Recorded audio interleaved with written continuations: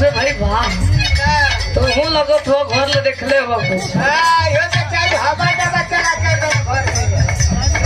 बड़ी सुंदर लाइन देखे कोनो दुल्ही ने भैया बड़ा सिया गली पंचो खिसिया गली क्रोध में काहे बदे अपना सैया का करतूत देख के कली जाए रजऊ जा जवानी त जवानी अब धीरे धीरे बुढ़ौती भी आ गई है सब फोन के जान नहीं खा छोड़त हेलो कहाँ बिजी रहता नहीं रहुआ हेलो टावर काम नहीं खे करत दुल्हन बतावे सुनी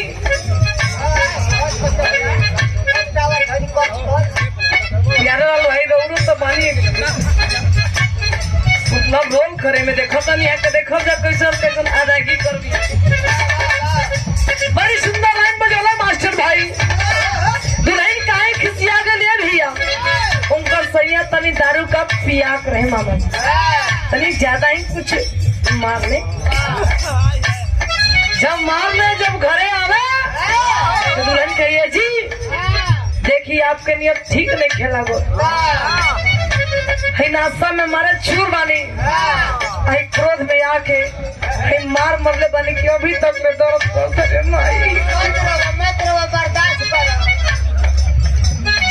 हम ना वो दुल्हन बतावे लेकिन कैसे दुल्हन बतावे कहनावा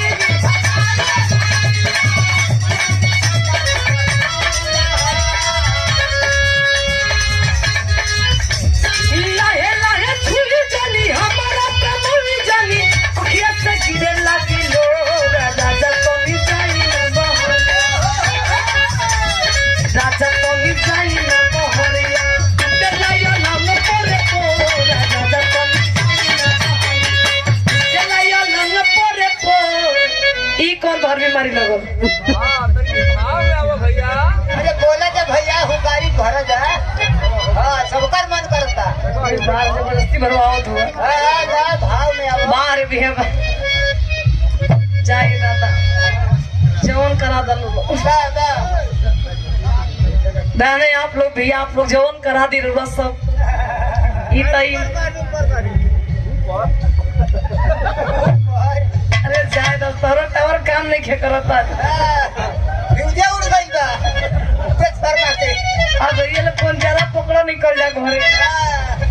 टावरे काम नहीं दुल्हन बतावे जी देखी दारू पियनी बड़ा बेकार कर देनी आप तो आदत छोड़ दे भैया दारू पीला से 3 चीज का फायदा हो कह दी है ठीक है अमिताभ बच्चन ने कहा कि बाल में घुंघरू बांध लिए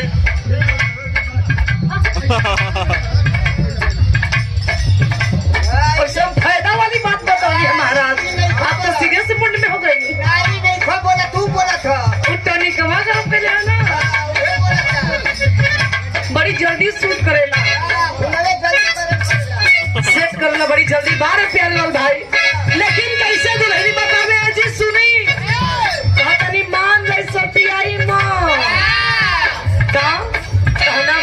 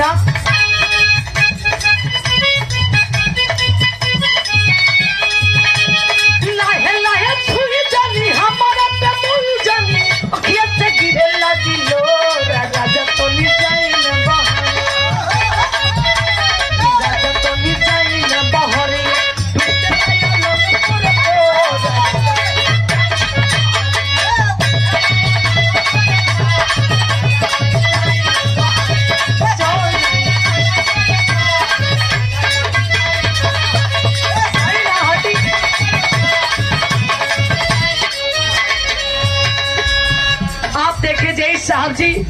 नवाजे पुरस्कार 101 रुपए से कोट कोट सबंदन स्वागत। ऐसे बलजोरी होला तो कहना बाका।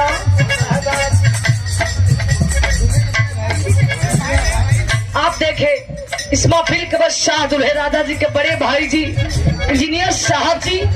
नवाजे पुरस्कार 1000 रुपए से कोट कोट से बंधन स्वागत। दुल्हन बड़ा जीती पारी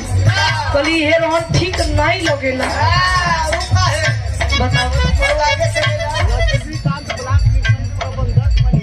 ये देखिए आप लक्ष्मीकांत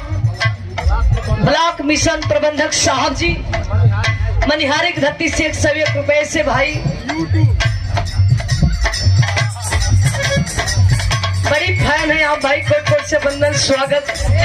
लेकिन कहना आप का दुल्हन है ए जी